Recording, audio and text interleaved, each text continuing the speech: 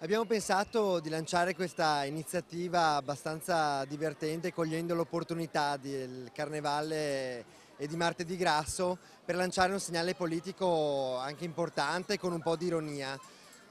Consegnare dei galani per ricordare che una volta tanto possono anche mangiare qualcosa i cittadini, oltre a Chisso e Galan, che hanno mangiato abbastanza sulle spalle del Veneto e dei cittadini della nostra regione. Abbiamo scelto un modo ironico, spiegano i giovani democratici, per dare un segnale che a Venezia e in Veneto serve una politica diversa e ricordare a suon di Galani tutti gli errori commessi da Galan, culminati nella vicenda giudiziaria che lo sta investendo.